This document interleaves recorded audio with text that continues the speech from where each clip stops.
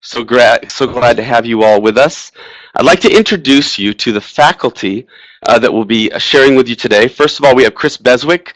He is our keynote, long history of innovation, recognized as a global thought leader. He has done some excellent work in understanding and measuring how innovative corporate cultures are. And he's going to be sharing you with that. He's going to be sharing that with you today. I hope you'll really enjoy it. I think you will. I've really enjoyed getting to know Chris. Second, my name is John Hurst, and I'll be sharing. I've had over 20 years of experience in the nonprofit sector in startup turnarounds, launching new programs, and just excellent opportunities to brainstorm and work with innovation, and I want to be sharing some of that with you today. Then we have Paul Zabilski, who is the Innovation Director at Frontier Ventures, and he will be interviewing Derek Sipe, who is the author of Innovation and World Mission, and they'll be doing an interview session back and forth. So that is our schedule for today. And one thing I want just to remind you of is that as we get going, remember that,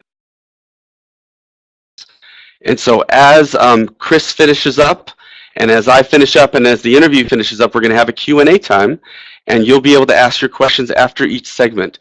So just type those in, and I will be facilitating asking the authors and the speakers those questions as we go along.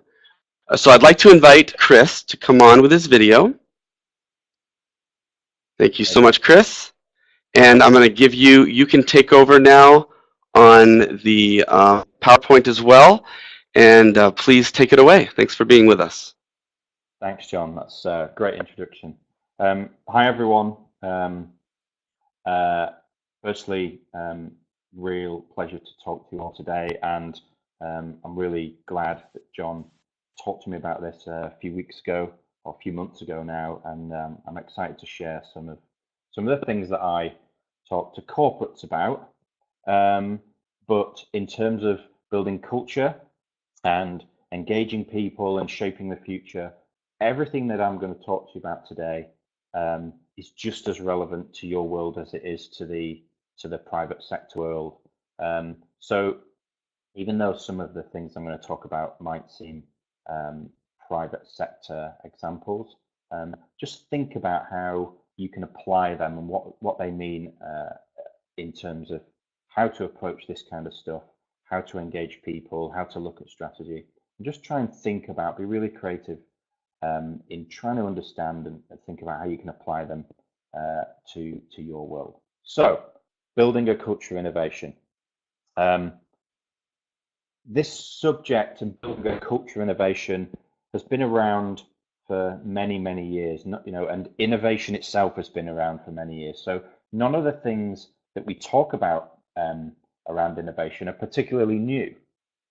The challenge that we face is that the need for innovation and the need for a culture of innovation has now really cemented, and certainly over the past few years, it's become a fundamental part of how we're going to survive and thrive as organizations, regardless of who we are and what we do, and how we shape the future. So it's not that innovation and building a culture of innovation is anything new, it's just that it's become super important.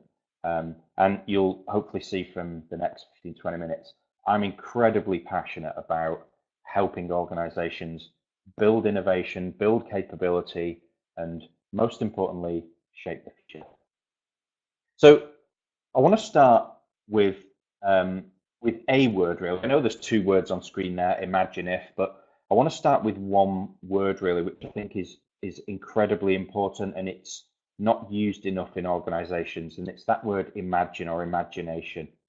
And that imagination, that creativeness, that willing to look at problems and situations and opportunities and people and the world in a really different way, in a really creative way, is the absolute backbone of innovation, and it's the backbone of innovation culture. So throughout the slides that I'm going to show you, just keep reflecting back on, imagine if we could do the same, or imagine if we, looked at things like that, and just use that word to really drive you forward and inspire you to look at innovation and look at what you could do inside your organizations.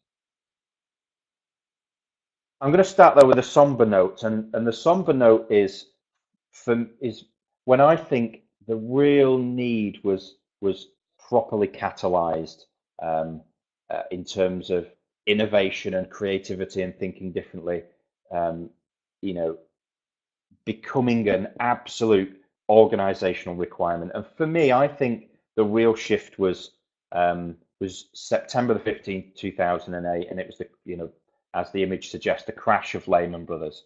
And for me, that's when innovation really started to be like super important to organizations.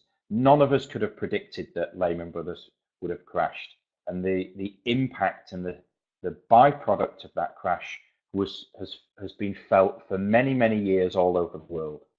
And we've seen huge global brands, brands that we've grown up with as children and as adults, that we've looked at and would never have guessed would have fallen over or would have failed. In Nokia, probably the most famous example, in the 2000s, Nokia was the Apple of the time, the biggest brand in the world, and yet they just got things wrong. They didn't change. They didn't look at the changes in technology, in people, in society, in trends, and they just failed to keep up with the way that the world was changing. And fundamentally, actually, meant to do for us. Innovation is about helping us stay current and look at the future and avoid, the Kodak moment, as the other picture suggests there. So super important now for any organization. And we've seen great examples of that. So you'll all know Tesla, a brilliant example of a purpose driven around saving the planet and reducing our energy consumption and being smarter about energy, but actually combining that with a four-door saloon that's as fast as a Ferrari or as fast as a supercar. So the combination of brilliant use of technology, minimizing environmental impact and yet exhilarating performance.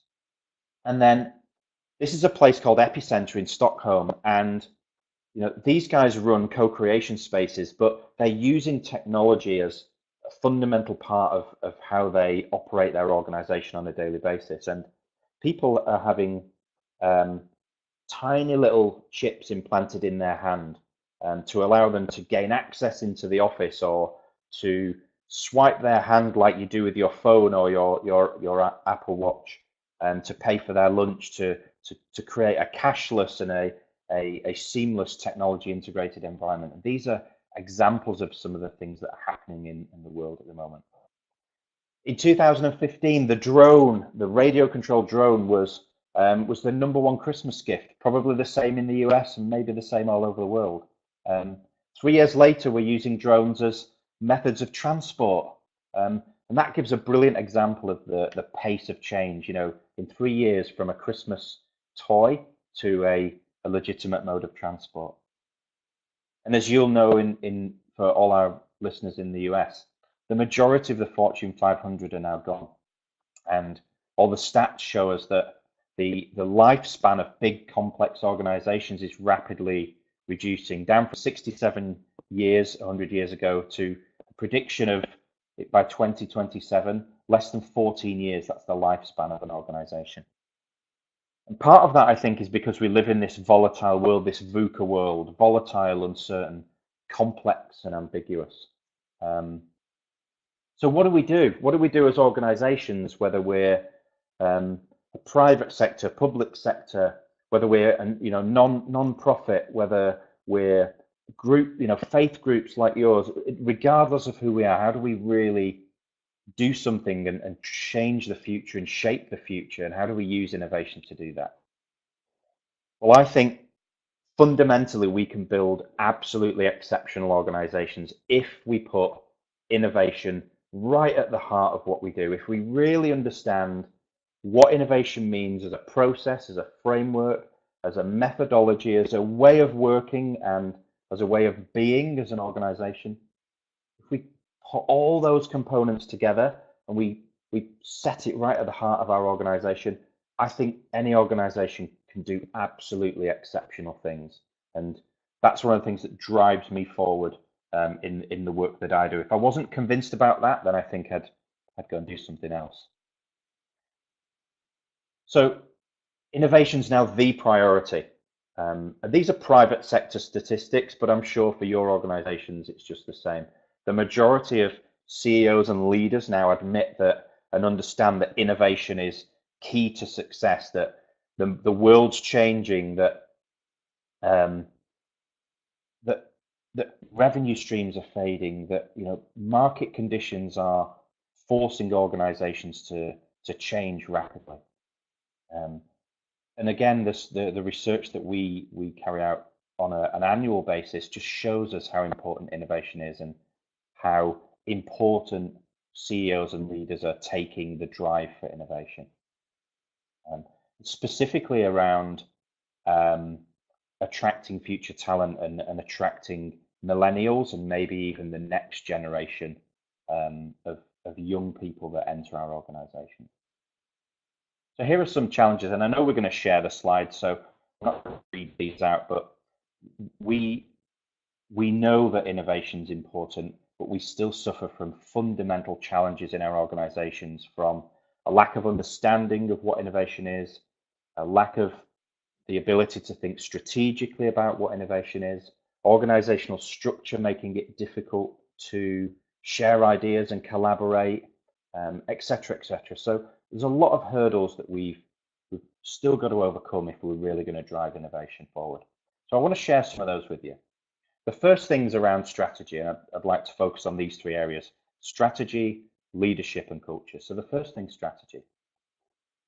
The challenge of operating in the time that we're in at the moment is that we can't build strategies that are 5, 10, 15 years long anymore. We've got to think about strategy more as a hypothesis, more as a constantly changing and evolving state.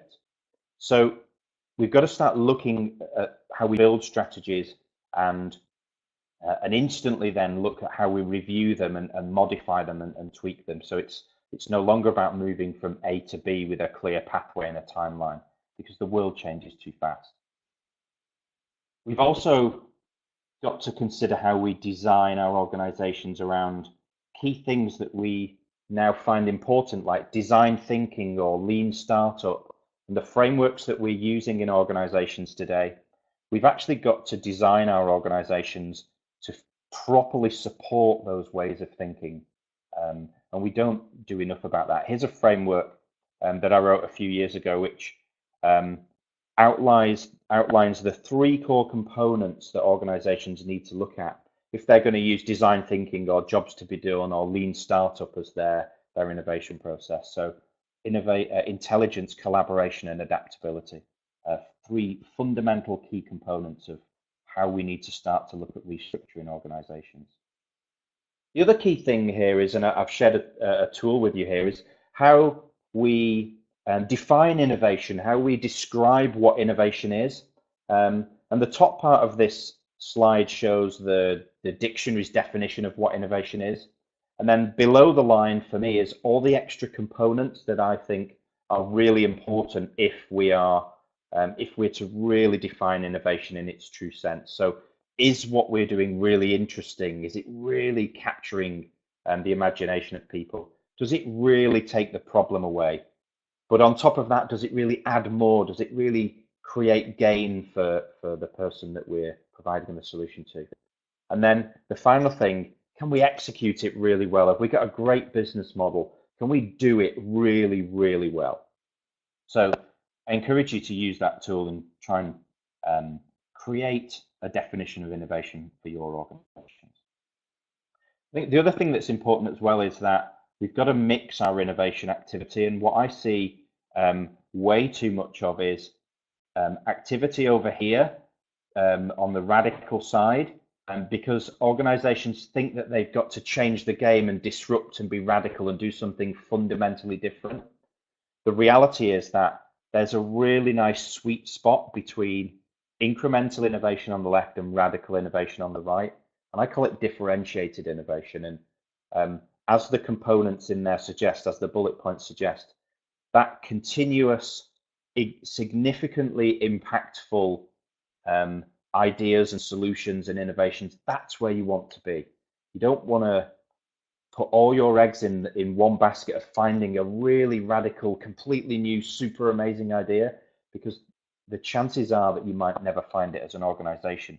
What you don't want to do is have no activity while you search for that idea that might never happen. The other thing here, and I've shared a slide that you can interrogate a little bit further in your own time, but we've got to be really clear on what our organizations are capable of achieving, and that's the purple bit at the bottom, versus what our aspiration is. What do we really want to achieve? And that allows us to calculate what I call the innovation growth gap. How much more and different and extra stuff do we need or do we have to get if we're to reach those aspirations? And bridging that gap will only come from different, more creative, innovative solutions. So it's a great way of being able to quantify what you need to do and where you need to get it from. The second thing I want to share with you is some thoughts on leadership. And I think there needs to be a real shift in leadership across any industry, any organization, any sector, if we're going to capitalize on the talent and the creativity of the people that we've got, and the talent and creativity of the people that are coming into the workforce and into the world.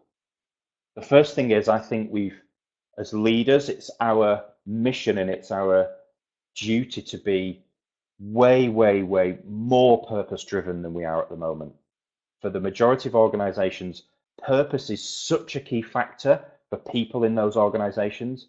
And as leaders, we've got to figure out how we can really convey that purpose and build it into everything that we do as an organization. We've also got to be really conscious of the language that we use. And Sam Walton, there's a great quote here from Sam Walton, who said, "We don't want to be the best at customer service. We want to be absolutely legendary at customer service." So just think about the impact of that word going from, we want to be the best to we want to be absolutely legendary. So really important that we use language to really inspire people. We know that Einstein said we can't solve the same problems with the same thinking that created them. So we know creativity is important. And a few years ago, IBM sort of qualified that by doing a survey of CEOs showing that the majority of leaders now view creativity as a quality that is absolutely vital to be able to succeed.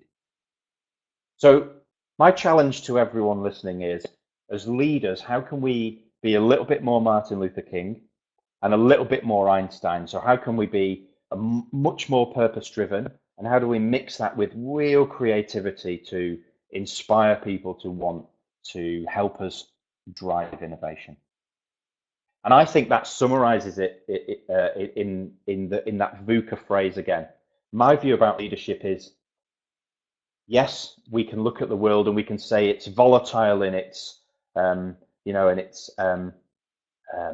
it's complex and it's ambiguous. We can dwell on that version of VUCA if we want. I think our job as leaders is to reframe the VUCA world and say the VUCA world for us is about being visionary, about being unbounded in what we can do, about being super creative, and about being really, really ambitious about what our organizations and our people are capable of achieving. And for me, that paints a much more positive picture of the world, which is a view that I think is reality. I don't think we live in the US military version of the VUCA world where it's volatile and uncertain. I actually think we live in the most amazing time that anyone has ever lived, with a time when there's never been more opportunity to do great things and help shape the future. So the final thing I want to finish on is culture. And culture for me is the culmination of all that work around strategy and around leadership. And whatever we do in any organization and whatever we want from that organization, fundamentally it's about people. It's about how we get people to work together and collaborate on a daily basis to do amazing things. So if we've built that innovation strategy and we've changed the way that we lead our organizations and we've taught our leaders and our managers how to lead for an innovation, an innovative organization, an organization that wants and needs to do things differently, we've then got to figure out how to get as many people in that organization on that mission to join us on that mission. And I think it's about making people feel awesome. I think we can contractually make people turn up to work or do the work that we're paying them for. We can contractually, as employers, make people do a certain amount of hours to a certain standard, and we can measure them on how they work and what that output is. But fundamentally, what we can't contractually make people do is give us their ideas, give us their creativity, give us their passion, and give us all of the things that innovation and creativity require. That's what I call the willing contribution. That's what people give us as organizations when we build an organization that is incredibly purpose driven, that has brilliant leadership, that's ambitious, that embraces creativity, that understands failure is part of that innovation journey, and that gives everyone in that organization the tools, the freedom, the processes, the time, and the inspiration to contribute to that agenda. And I think that's one of the biggest challenges, but actually that's the bit that shifts the needle for us. Why do I think that is so important now more than ever before? Because Generation Z are coming. So the new generation of young people entering the workforce, and they're going to be with us in the next sort of 4 or 5 years.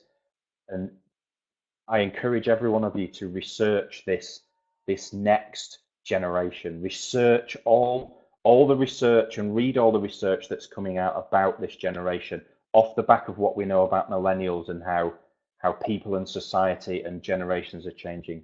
These guys are going to be purpose driven. They're going to be socially conscious more than ever before. They're going to want to be creative. They're going to want to collaborate. They're going to want to either be entrepreneurs or intrapreneurs. And I think that's one of the biggest challenges facing organizations today. How do we prepare and how can we leverage the creative talent and the opportunity of this generation? The reality is that if we do that, if we leverage that talent, if we build organizations that are full of intrapreneurs and we can capitalize on that, we're purpose driven and we've got great leadership, then innovation is an absolute fundamental output of that. And if I go right back to that slide that I shared with you earlier on, I think if we do that, any organization that sets all of that at the heart of the organization can do truly amazing, exceptional things. And that's summarized by this phrase from one of the greatest people on the planet and a personal hero of mine. If we do that, nothing is impossible. Thank you for listening, and I think we have some time for questions. Is that right, John? That's right. Yeah, we've got some great questions that are being asked already. Our first question is from Dave Lewis, and he's asking, how would you compare this to agile approach? What are your thoughts on that distinction? So I think one of the challenges in the innovation space is that a lot of organizations use the wrong process and the wrong framework for the wrong thing. So the agile approach is okay, but part of the issue is that isn't encompassing enough to pull. If you look at the 3 things that I've just talked about, how do we get that strategy right, and how do we build the capability to constantly shift to that strategy? What we've also got to do that, which an agile approach would help you do, but what we've also got to do, that strategy also has to shift the capability of of leaders and managers and key influencers in the organization at the same pace. And they in turn have to have built a culture and an ecosystem inside the organization to also shift and be comfortable with that much more fluid way of working, as opposed to a we're here and the plan is to get to here in 3 years' time. So it just needs a slightly more macro approach than Agile would typically allow you to build for that. Good observation. I think agile is a popular word right now, so we're trying to figure out how it connects with different initiatives, and so that's a good insight there. Thank you, Chris. Okay, so let me answer that. Here's my view, right? You've got lots of frameworks. You've got jobs to be done, design thinking, lean startup, and agile. If you really unpack what those frameworks and approaches are best at, you actually use them in the order that I talked about. Jobs to be done is the best way of unearthing what people really, really need and where you should be focusing on. Design thinking then is the best way of developing initial ideas and assumptions about how to solve that. Lean is then the best way of testing and validating those assumptions, and agile is the best way to get the right solution to market.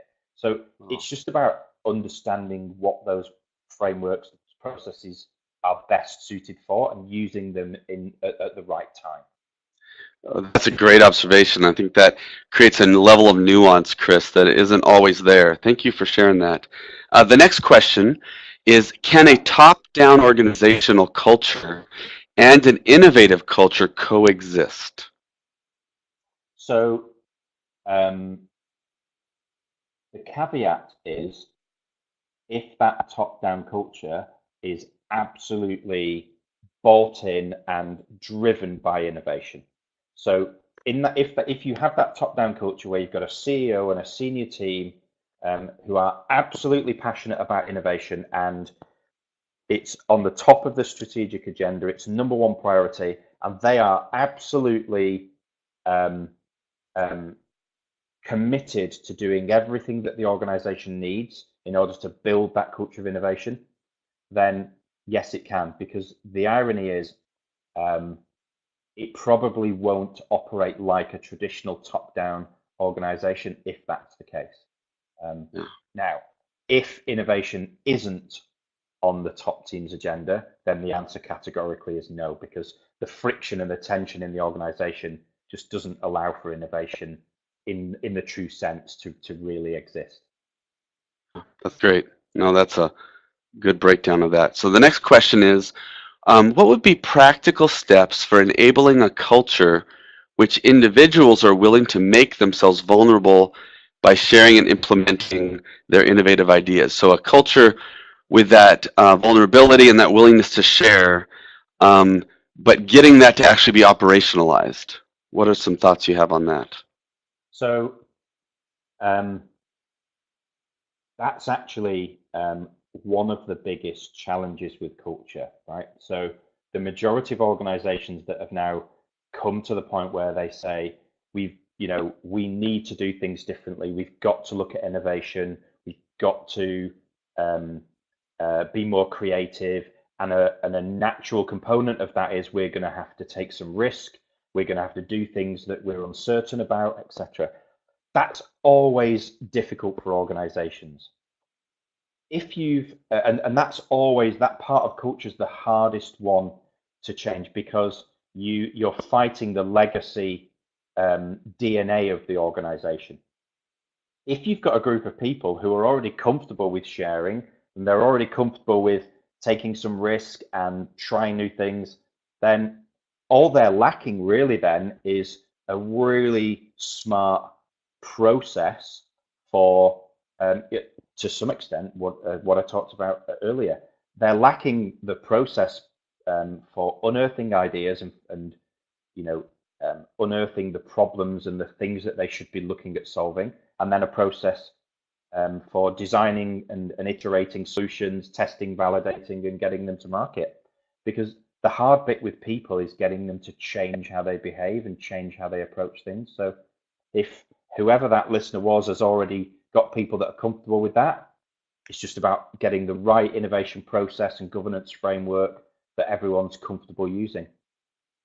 Great, thank you. The next question is, what are recommendations for creating space for innovation in the midst of organizations designed primarily, hold on one second, in the midst of organizations that are designed primarily for maintenance and self-preservation? Even more, how to stimulate innovation without letting other responsibilities fall by the wayside. So in organizations that are very much about maintaining existing programs, and that's where most of their operational energy goes, Chris, what are some ways to kind of stimulate some new thinking in those environments? So one of the challenges is, and what we've always got to be conscious of is, the core organization pays for innovation, right?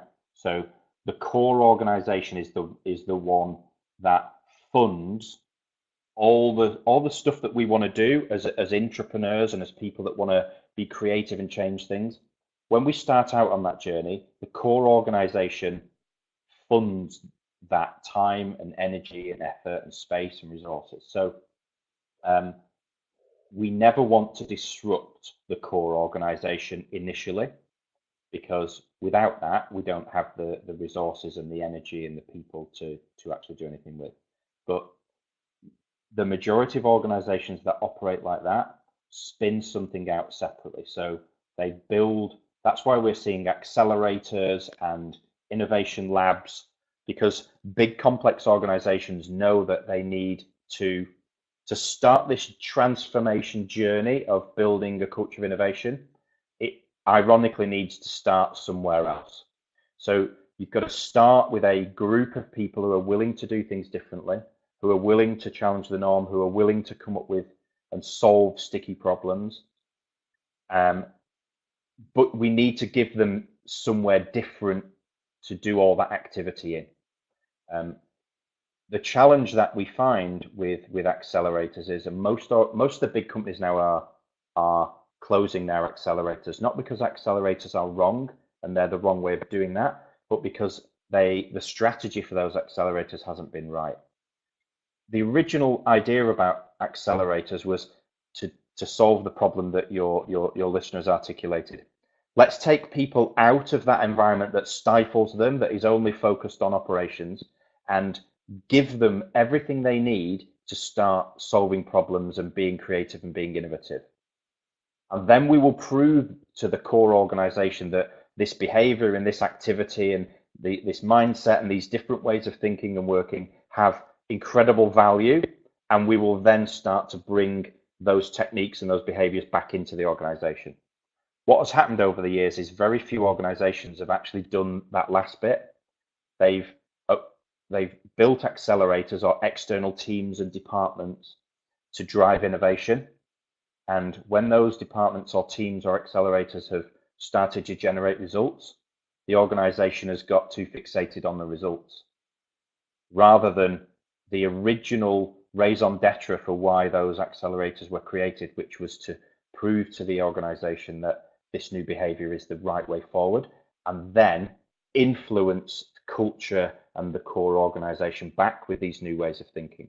So one of the best ways is still external accelerators or building an innovation function somewhere, as long as you don't lose sight of the fact that the only reason you're doing that is to spin that culture and that way of working back into the core organization when it sees evidence that this new way of working isn't going to disrupt it and is worth pursuing.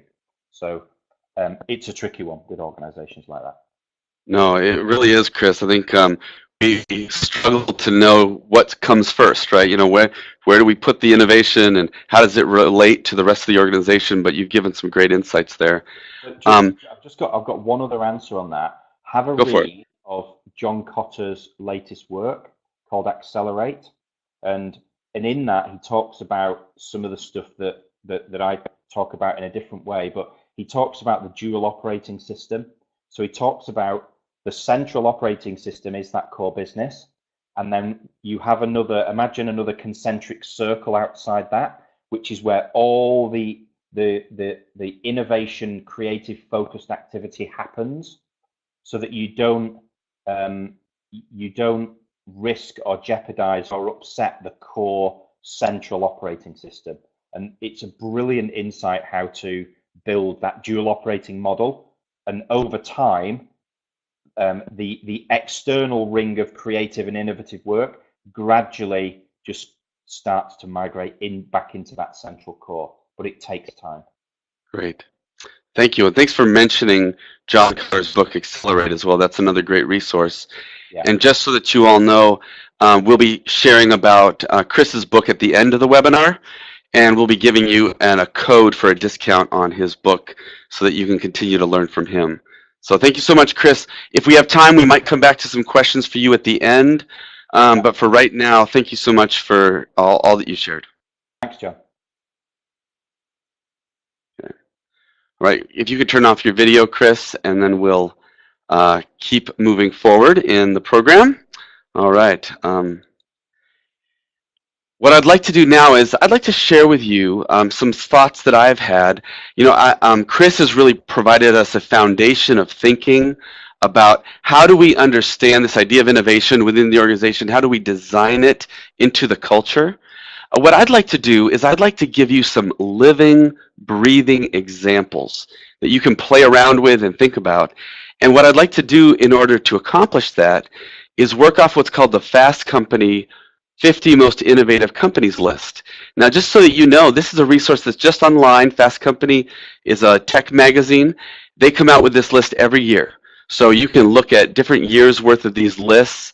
And what I have done is I've done some analysis on this year's list. And my goal is going to be to share with you some insights from that list in such a way that hopefully you'll be able to apply those within your organization. But I would encourage you as a follow-up to this time together to just go on Google Fast Company Innovation List and read through it in more detail, because I'm obviously not going to cover all 50 of them.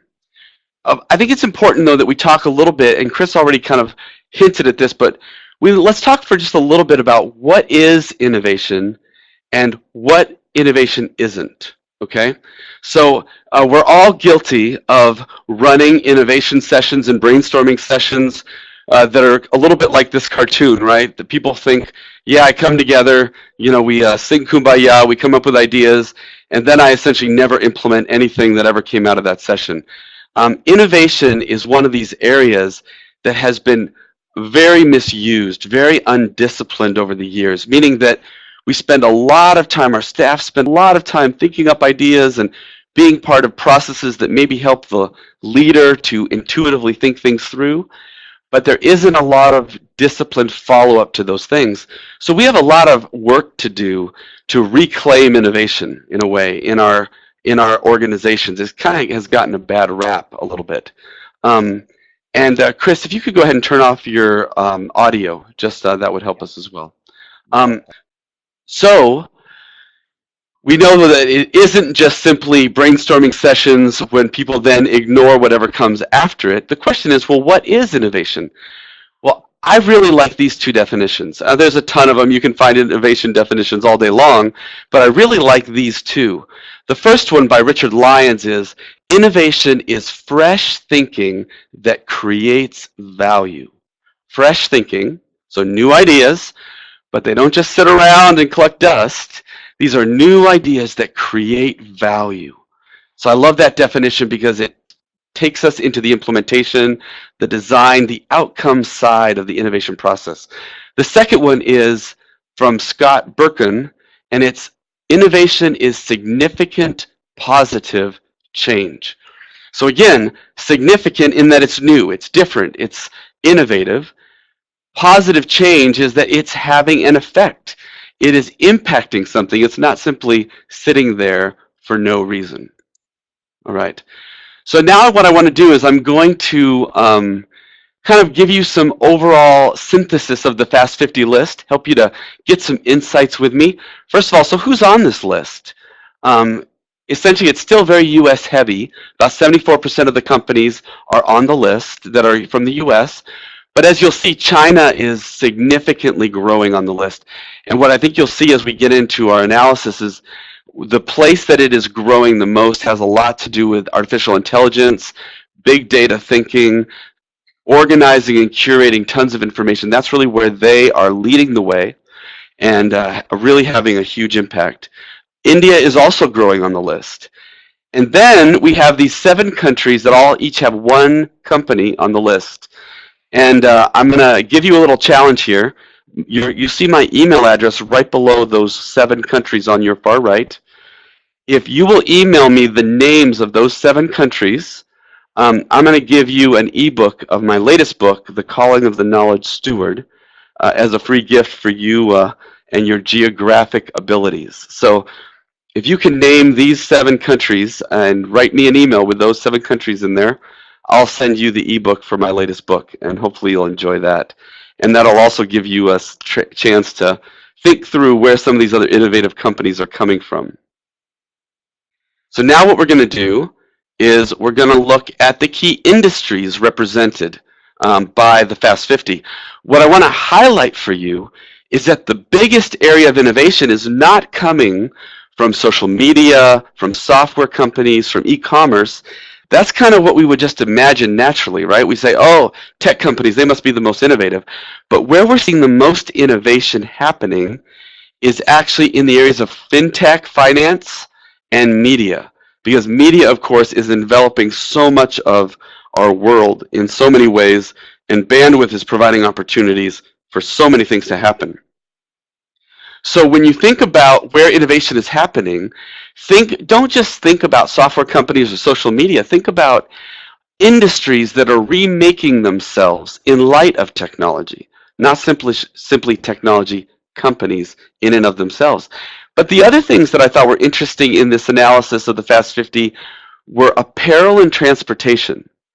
Think about the impact of transportation and innovation with semi-autonomous vehicles and future vehicles that don't need to be driven at all. That will only continue to grow. I think when you see the list next year, that will be even a larger percentage. The one that really was surprising was apparel. What is it about the apparel industry that is causing a lot of innovation to happen? I think it's that the big box stores, the Sears, and the many stores in America that are very traditionally where you sold apparel are going away. And so apparel is having to redesign itself for a time when there's a mix of online and offline that have to be thought through in different ways. The same is happening in sports. That one was a bit of a surprise to me, but sports is a huge growing area for innovation through esports as well as through immersion into sport by the end user. So now what we're going to do is we're going to take 9 types of innovation and we're going to look at the Fast 50 list. I'm not going to go through and define each one of these for you, but you've got service innovation, you've got business model innovation, disruptive innovation, breakthrough innovation, organization innovation, outcomes-driven innovation. That's where you're innovating along the outcomes of your constituents. Incremental innovation, Chris talked about that earlier. Product innovation and process innovation. You can see those definitions on your screen, and you can look that up. Below, you'll see the URL where you can look that image up, or simply type 9 types of innovation into Google, and the same image pops right up. So now let's look at the Fast Company list broken down by these 9 types of innovation. And what you'll see is that product and process innovation is still far and away the leader. That is where a lot of innovation is still happening because it's something that's very tangible. It's something that is incremental or procedural that just creates a lot of regular and natural need for innovation to happen. When people think innovation, they think, oh, I need a new product, I need a new process, I need a new way of doing something. So those are where we're seeing a lot of the greatest growth, or continued growth probably. But I want to call your attention to some areas that are showing some different things. For instance, the organization area. Organization information is about innovation around how you organize resources. In a world today where we are barraged with information and dozens of resources, innovation around organizing those resources is critical. So that is why I think you're seeing a lot of growth in that area, and I think we'll continue to see a lot of growth. And as you think about innovation in your own spaces, I want you to be thinking about that space of organizational innovation. Now, I want to piggyback off something that Chris said earlier. Remember how he said that disruptive innovation is so hard, that there's a lot of innovation that happens that doesn't have to be disruptive? Well, that bears itself out in the Fast Company list, because that bears itself out in the Fast Company list because, hold on, I want to make sure that you're hearing me. Someone has lost transmission of the presentation. Is anyone else having trouble? I just want to confirm. Okay, you're hearing it fine. Okay, so Alfred is having trouble, but everyone else is okay. Great, thank you. Alfred, just try logging back in again and see if you can get in. All right. So the next thing that I want you to notice is that business model innovation, disruptive innovation, and incremental innovation, those are very low on the list, meaning that they're a lot harder to do, even though they get all the press. Right? The media talks about those as the main kinds of innovation, but I think we have to remember that those are the exception, not the rule. There's a ton of other areas of innovation that you can focus on that really have a ton of potential in your organizations. So don't just say, if I can't come up with a whole new business model or a disruption to a whole area, then I might as well not innovate. That's not the case at all. So hopefully that's a helpful insight for you as you're thinking. The next thing I want to do is show you on the editorial side, Fast Company attached a verb to every one of the 50 organizations that they highlighted. And what I've done is I've made a word cloud of all those verbs. And I want you to think for a little bit about these verbs that you see on the screen. How many of these verbs describe your organization? Do these things describe how things work on a daily basis within your organization? These are the kind of verbs that lead to innovation. So I want to highlight just 3 real quick for you. First is bringing. The verb bringing is about amassing resources, bringing them into the organization, collecting them, identifying them, creating them, tailoring them, those sorts of things. Are you bringing new ideas into your organization? Are you a culture that's a learning culture? A learning where you can bring things to bear on the organization and you can bring new ideas onto the table. You value learning, you value understanding new things. Secondly is making. Are you creating new stuff? I mean, it's as simple as that. Do you go a whole day or week in your organization and no one has created anything new? Are you simply maintaining? Or are you in a place where you're creating new things and creating new opportunities? Think about that at all levels. Are you pioneering? Are you designing? Are you forging ahead? Are you mastering new things? So are you making things? That's the second one. And then the third one I want to focus on is the idea of leading. You know, innovation requires leadership. New things are always difficult. They're always hard. And so in that case, you need to be an organization that is pioneering, that's elevating, that's pointing people to new things, that's creating new opportunities. So what I'm going to do now is I'm going to walk you through 5 simple lessons that you can learn, and I'm going to highlight 5 of these that are on the innovation list. The first lesson is you have to integrate everything. It no longer is okay to do innovation in a silo that doesn't affect the rest of the organization in the long run. You may need to incubate it, as Chris has said, but in the end, it has to be integrated.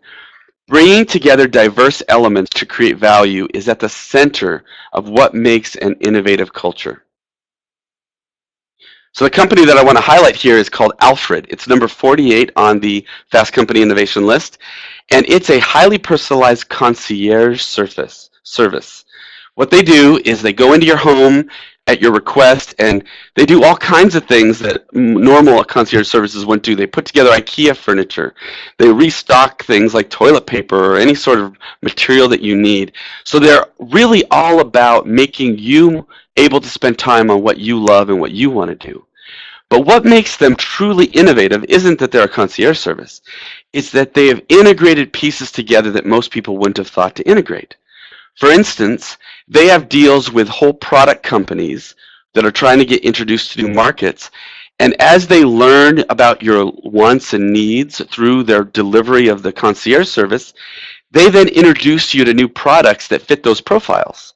And they use AI to do that. So they are always mentioning, saying, hey, we did this thing for you the other day. Did you know about this other product that might really help or facilitate you in some way? And so they're integrating in new products. But third, they're really, really conscious of space and of place. They're not only doing individualized service for an individual, they are also essentially bringing value to whole buildings. They're doing deals with whole buildings and making their service a added value if you rent from high-end buildings. That way, they're becoming part of the ecosystem of an entire building and embedding themselves with a community of people. A really fascinating model. The second lesson I want to give to you is that innovative organizational cultures are native to technology, meaning it's not a department, it's not a product, it's not a tool, it is the water in which you swim. You need to allow technology to play a key role at every level of your organization. Now, that doesn't mean that what you offer, what you do, your programs, your services have to be all techie. It just means that when you go to innovate in your space, you need to automatically be thinking about the role technology is going to be playing. So I want to highlight a company from China, is number 29 on the list. It's called VIP Kid. And this company is very fascinating. What they do is they are disrupting a whole industry. They allow US teachers who teach ESL to teach Chinese kids English via video learning. They have 500,000 students signed up, 30,000 teachers in the US. They're giving US teachers whole new revenue streams. We know how challenging teacher salaries can be. So this is augmenting teacher salaries. It's allowing kids to learn in China, big cities where they have great internet, to learn via video. And they are revolutionizing and changing how ESL is delivered in China. Now, they have made technology a part of every step of that process, but it's not about the tech. It's still about a teacher and a child learning English and teaching English one-on-one. But they have embedded and integrated tech throughout the entire process. The third lesson is that innovative cultures will create transformational connections. What I mean by that is that innovative cultures engage their stakeholders, their beneficiaries, very, very deeply. So the organization I'd like to highlight here is called Waze. It's an app that you use on your phone to get through traffic. It's number 28 on the Fast Company list. It's a transportation company founded in 2009. But what they do that is truly innovative and truly impactful is that they create connections. They create connections between both governments that they work with. They create connections with the drivers that are using the app, and they allow the drivers to create connections with each other. So they're working with governments to help figure out how to fix traffic issues, how to solve traffic problems by curating all the data they're collecting around the world. Then they're engaging directly with drivers to help them to utilize the technology to find the best way to get from point A to point B. And then they're allowing drivers to connect to each other. This holistic integration at all levels of their value chain is allowing for some really, really amazing impact. The fourth lesson I want to focus on is that innovative cultures are cultures of lifelong learning. They're cultures that are always learning together. And the company I want to focus on is called Gucci. You're probably very familiar. It's number 30 on the list. It's an apparel company. And this is a company that's totally remade itself. They brought in a new creative design person. They've rethought products for a more urban and chic look and feel. This is an entire new repositioning of a 1920 founded organization. A great example of lifelong learning and a posture of humble learning. Finally, the last lesson is this idea of simplicity beyond complexity. Organizations that innovate are able to take very, very complex solutions and complex problems and make it simple for the end user. And the organization I'd like to focus on there is in the top 5. It's the number 3 most innovative company according to Fast Company, and it's a company called Square. What they do is they deliver an end-to-end solution so that you can get set up for payments, whether it's in store, online. And what they pride themselves in is, although financial services are very complex, very, very intricate, and all that has to happen with regulation and all these things, they make a very, very simple way. You just pull Square out of the box when you get it. Within a few steps, you're up and running and using it.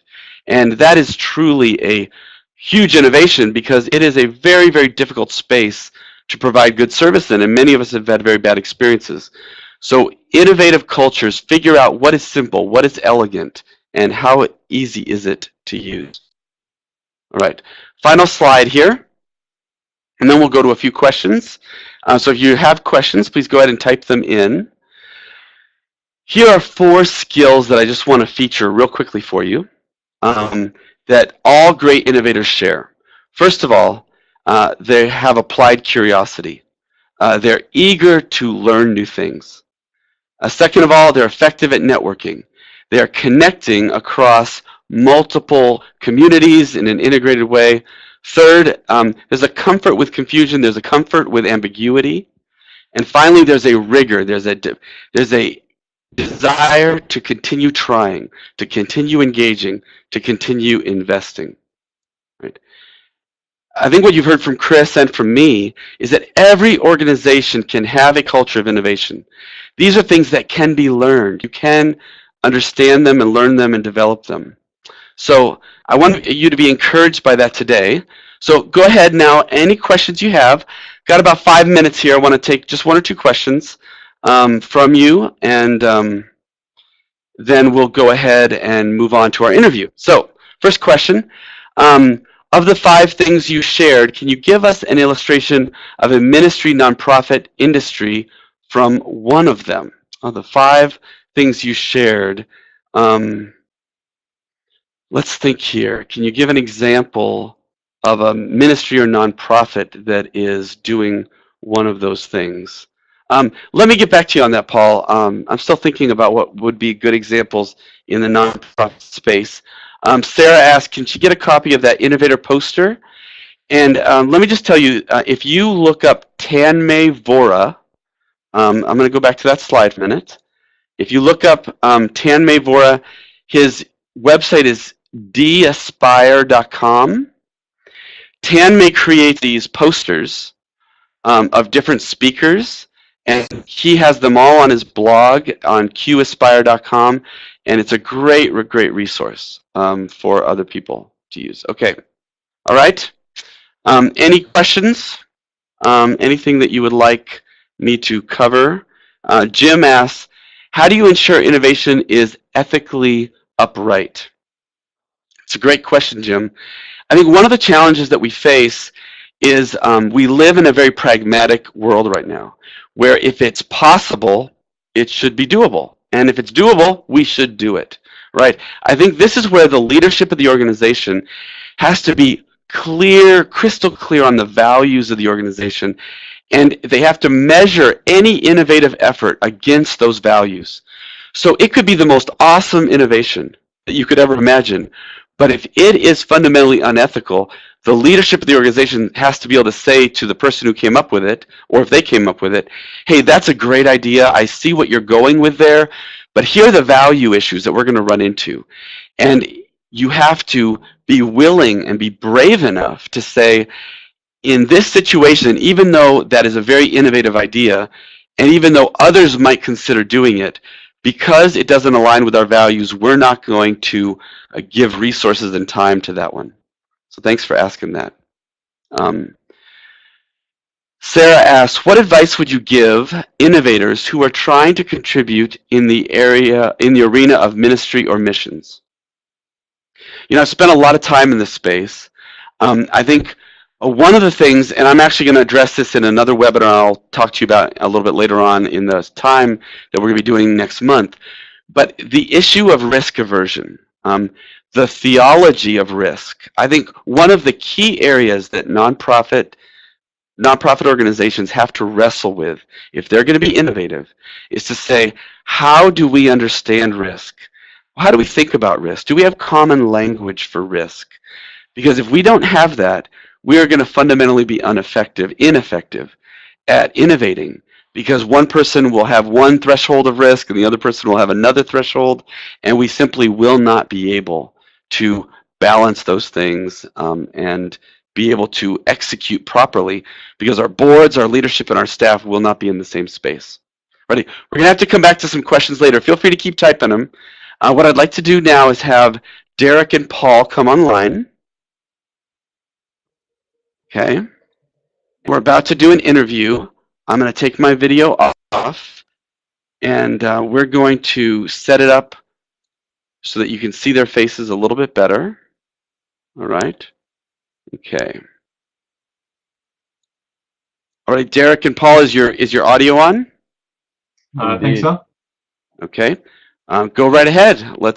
We want to welcome Derek and Paul. Paul will be interviewing Derek, who is the author of Innovation in World Mission. Super. I really enjoyed your book, by the way, Derek. I thought it was fantastic. Thanks for writing it. Thank you. It was fun to write. To talk about developing a culture of innovation, which is one of the chapters in your book. There's an art to innovation, and you start chapter 7 of your book, where you really focus on this, by saying that at the heart of that art of innovation is scenario planning. So if you could give just a brief description of scenario planning so that we can then jump into it, because I think that was a fantastic chapter. Scenario planning, I think, is really important, especially for ministries, because we have a tendency to believe that there is just one future, and we want God to tell us what that future is, and we focus on prophecy as if there's only one thing that could happen. And God has been very mysterious with us by finding a delight in concealing the future and letting us explore and develop into that. And so if we get bound by the thought that there is only one future, then that really constrains creativity. It constrains our thoughts of what could be. So scenario planning takes all of that apart and says anything's possible.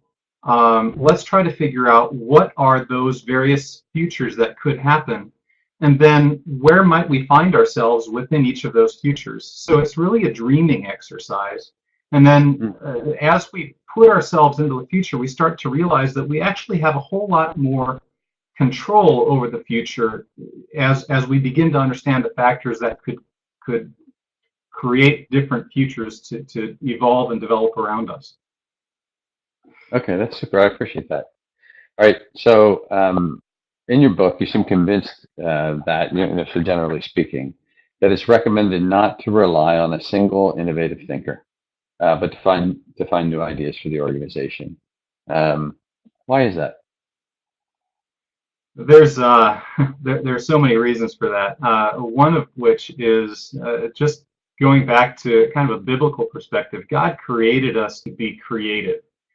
And when you have only one creative person in the organization, say your CEO, you're kind of saying that God told me what to do, and all you do as you just have to support me.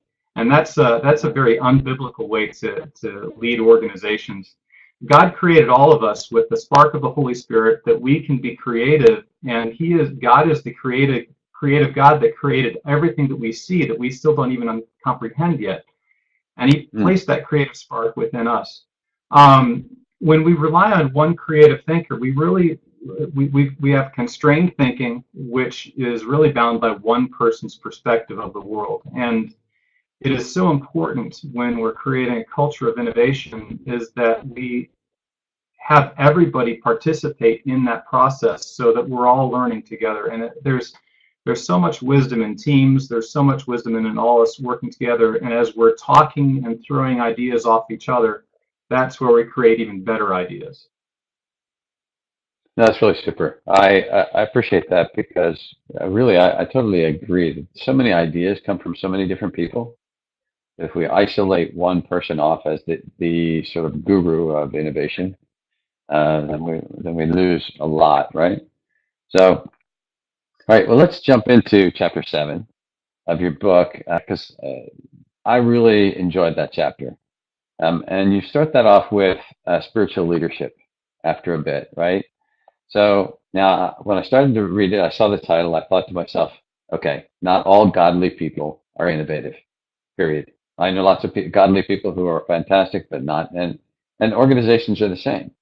You can have an amazingly spiritual organization that's really on the ball spiritually, but far from innovative or creative. So why did you begin the discussion of this section really on spiritual leadership in your book? If it's not key or important to innovation, why put it there? Well, you bring up a really good point. Not all spiritual organizations, they may have spiritual outcomes, but a lot of them are not spiritual in the way that they run. And quite honestly, news is rife today of organizations, spiritual organizations, that are just absolutely non-spiritual in the day-to-day running of the way the ministry works. But there's God created us with needs to be loved, needs to be fulfilled, and part of us running our organizations is to be able to create people as God created them to be. And I already said that a little bit, but we want to be able to have values of honoring one another, humility, creativity, forgiveness, etc. We want to see these values lived out in our organizations. And say if you've got somebody that comes up with a really creative idea, and the first thing that you do is you tell them all the reasons why that couldn't work, you've completely squelched any future innovation, because people will be afraid of bringing any idea to you because they'll think that you're the one that holds the key on everything. So spiritual leadership is a lot about dialogue. It's a lot about affirming and being able to understand the other person from their point of view and being able to draw that out of them, and not coming from a perspective that I'm right and I have all the answers. Mm-hmm. Yeah, I think that's really super too. I really see the putting it in a spiritual context like that spiritual leadership sort of, I guess, is the soil in which innovation can really grow out of. That humility. If there wasn't forgiveness, so I'm the director of innovation and I make mistakes. I made one just last weekend. And if there wasn't forgiveness in my leadership team, the people who are above me for, say, going over budget by a couple $1,000, then I would really be in trouble. So I appreciate that. I have a question. So what's your favorite book, blog, or journal about innovation? Why do you like it? And how do you integrate that with your evangelical faith? I talk a lot about dialogue, and that comes from Peter Senge's book, The Fifth Discipline, and I think it's so needed within ministries. We serve a timeless God and a timeless gospel, and a book that is timeless, right? The Bible is the answer for all things, right? We believe that, and it's unchanging. Yet, we live in a world that is changing constantly. And so a lot of times what we do is we end up thinking that, well, because the gospel is unchanging, therefore everything that we do has to be the same. And as ministry organizations, we get rigid and we get held back. And Peter Senge talks a lot about systems thinking and dialogue, and the ability to cultivate that dialogue within our teams is really being the key to unlocking a lot of organizational intelligence and organizational power. So one of the ways that we've been integrating that within our ministry is redesigning and rethinking the whole idea of the way that we disciple people. And instead of taking them through curriculum with fill-in-the-blank answers and all that, we bring them into small group discussion sessions where people discuss and they come out with answers together, and it's amazing to watch the Holy Spirit work through those small groups. We're doing leadership this way, where we don't throw out answers, we throw out passages, and we say, okay, draw out leadership principles from these passages, and it's through the wisdom of the group, where a lot of times we don't even need a teacher.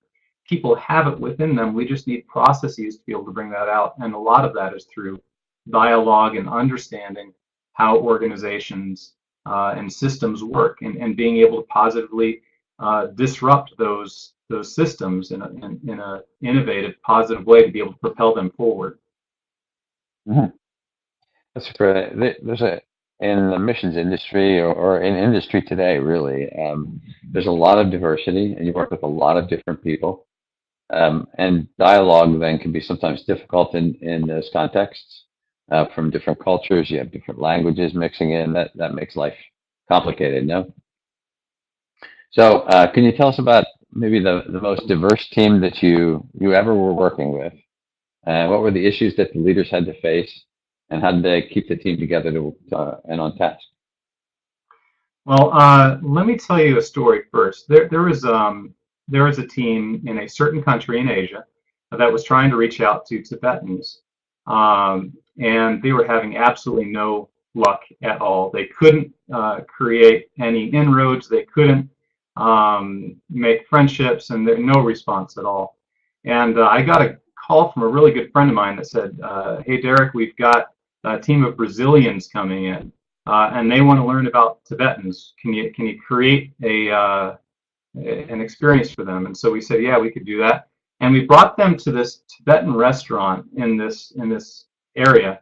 And the Brazilians said, we don't pray before we eat, we sing. Would that be okay? Would that be appropriate for us to do that? And we said, yeah, sure. So the Brazilians, they break out into this 5-6 part harmony, saying, "For all that you've done, we will thank you," in Portuguese, in this Tibetan restaurant.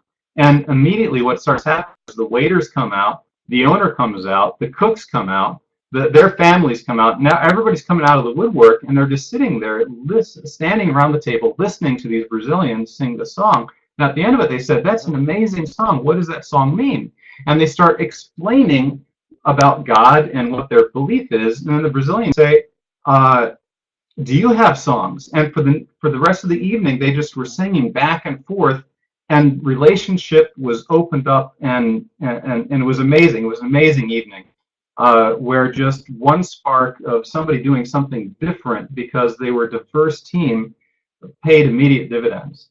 The problem with diversity is that you have people from different cultures, from different ideas, different mindsets. We have different things that maybe irritate us, and it's easy to get irritated, and it's easy to get offended. And it's very difficult sometimes to be able to find common ground, to be able to work together, to be able to go forward. But we have to come with the ideas that this is worth it. I was speaking last week, and I made a huge faux pas in a culturally different church than I'm used to. Made a huge mistake, said something that I didn't even think about, and then I had to go back and I had to apologize. But even through that apology, we were able to come to a much deeper relationship, because they said, "Wow, you showed real humility there." So it's difficult because we're different, but we have to realize that the benefits are there within the diversity, and God created us to be that way. Mm-hmm. So, have you ever seen then? So that was a great story of success. I thought that was beautiful. One of the things that we end up having as innovators is often we have non-success, sometimes called failure, right? So, is there what are some of the inherent dangers of sometimes a ministry or a nonprofit or a business will see an innovation, they'll think it's fantastic, and they'll just go all in. So like go large or go home or something like that, right? And so what are some of the dangers of large scale innovation or untested innovation, or how would you say that? Well, one of the things I say first is I think that creativity and courage are inherent spiritual values, and I think that courage and creativity can be seen throughout the scriptures if we're looking for it. The problem is that if we forget to innovate, or we innovate late, we innovate at a time where the entire organization is based upon the success or failure of one innovation, and that causes us to have to go all in on something that's not tested. And so the better way to do that is to really foster creativity and innovation on the small scale, so that you're really creating little tiny areas where you're encouraging people to try new things. In addition to doing their other work, give them space so they can try new things and let them try things that are maybe done differently, but don't don't put the rest of the organization at risk doing it. But try small things, and then those small things that are successful, let those foster those, water those, plant them. Put that soil and give fertilizer to those things that work. Those things that don't work, try to learn from them. So any failure is really failing forward, so that we learn from things that don't work, and then we use that as fertilizer to be able to move forward. I was working in a consulting company back in the 90s, and I made a mistake, a huge mistake that cost the company tens of thousands of dollars on a big contract with a big Fortune 500 company. And I was called into the executive's office, and he said, "Derek, what did you do?" And I had lost this huge contract, and I was sure I was going to be fired. And I explained why I had done what I did, how I did it, what I was hoping would happen, and why it didn't work. And he said, "Well, Derek, one thing I don't want you to do is I don't want you to think that your job is on the line here." He said, I applaud you for doing what you did. Don't make the same mistake twice. Don't ever do the same mistake twice. But next time, make a bigger mistake." And that has stuck with me. We have to have courage and creativity, but foster that on the small level, and then grow those things up that do work, and continue to feed those until they can take over an organization just naturally. But if you try to do that from the outset, you're going to probably do something that's untested and probably put the whole organization at risk. That's super. I know we have to move to questions, and John is getting ready to move us in that direction. So one book that I think is fantastic for what you're talking about is Innovation's Dirty Little Secret. And it's a fantastic book, mostly focused on nonprofits, but Innovation's Dirty Little Secret really does that. Thanks a lot. So, John, are you going to lead us through questions? Yes. So thank you guys, and some great insights there. I think you already spoke a little bit about it, Derek, but I think one of the questions that's come in from Dan is creativity is not usually considered a spiritual value. Can you suggest why that is? Any insights on why that's the case? I think some of it goes back to the way that we view the Bible and the way that we train people. Us white faces are trained in very Enlightenment cultures where everything is A plus B equals C, and we're very linear, very constrained thinkers, where we divide up our theologies into right and wrong. We divide it into, well, either you're Armenian or you're Calvinist, whether you're this or you're that. And it's amazing that we've got all these things where when we sit down and we talk about it, and we all believe that we're still within the realm of Christianity, even though you view things differently. We've got all these things that segment us, and theological schools teach us how to argue for our faith. And I don't think that arguing for our faith works with having the people that are here. Most of the people that live on my street here in Pittsburgh are former Catholics that have been disillusioned with something, and not that Catholicism is wrong at all, but they're disillusioned. And with me coming in and just giving them a programmatic approach to faith isn't going to meet with them where they are. We have to come in with creativity and dialogue and talk to them. And most of our institutions don't foster that.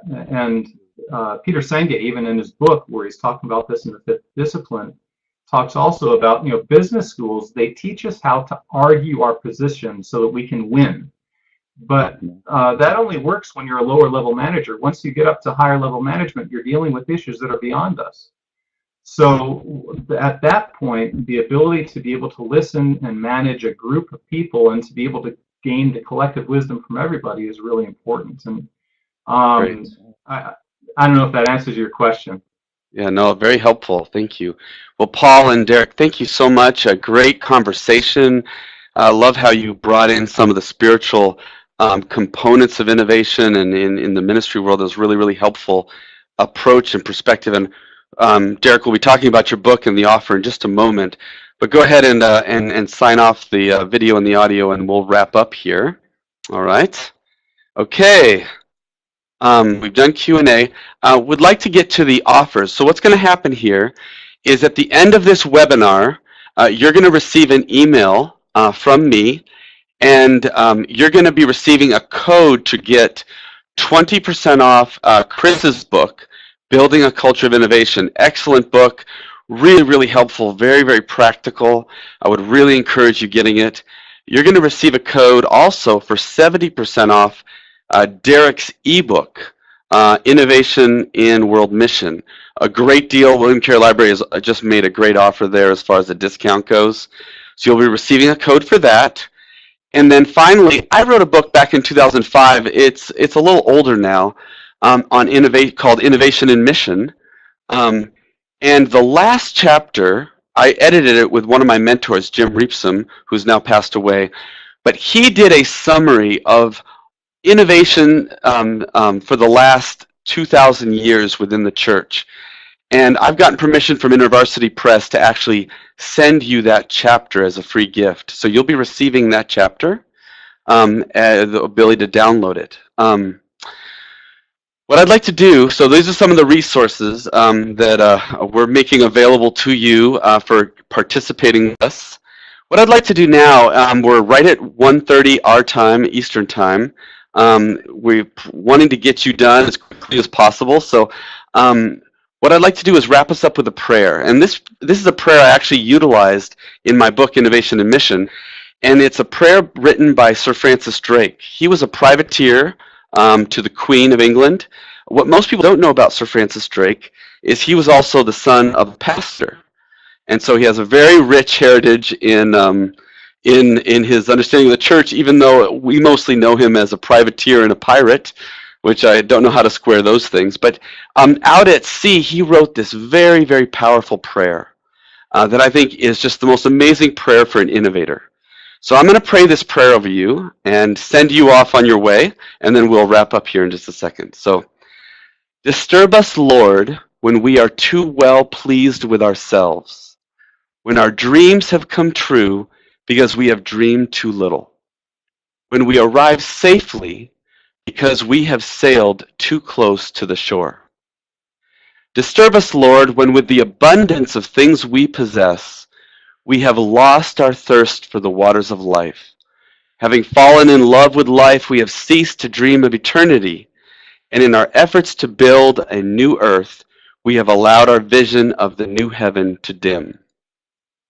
Disturb us, Lord, to dare more boldly, to venture on wider seas where storms will show your mastery, where losing sight of land, we shall find the stars. We ask you to push back the horizons of our hopes and to push into the future in strength, courage, hope, and love. I pray that that prayer will encourage your heart today. And now I'd like to just follow that up with the fact that we're doing another webinar, Generous Mind is, and I will be doing, on May 28th on helping create an innovation framework for your organization.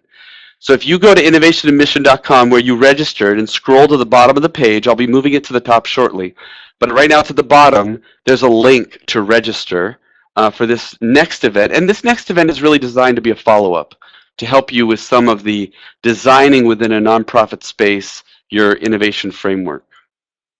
I'd just like to thank you for participating with us. What a wonderful blessing it's been to have all of you here. We've had so many join, and I know many others will receive the recording. Just to let you know that you can follow Generous Mind. There's our social media, and I'll be putting up the Twitter handles of all of the speakers in just a moment. But what I'd like to tell you is that once we figure out how we're going to present the recording, probably in a week or so, you'll be getting another email from me showing how you can get this recording. So that will be available as well. I'd like to go back to the very top, and those are the Twitter handles for the speakers here today. Again, please take a few minutes to share some of the insights using the Innovation and Mission hashtag. And I pray that you would just be a generous mind with this information. Don't let it sit with you. Don't let it stop with you. Challenge others in your organizations and in your communities on how they can be more innovative and more strategic. So I want to thank you all for being with us today. I want to thank each of our speakers. I want to thank Chris and Derek and Paul and Palmer Holt in Christ Communications, our sponsor. And I want to thank each of you for being with us. It's just amazing to see how many of you have come on and how many of you are wrestling through this topic. So thank you so much again, and you'll be receiving an email shortly. Have a great day ahead, or if it's evening, have a good weekend ahead.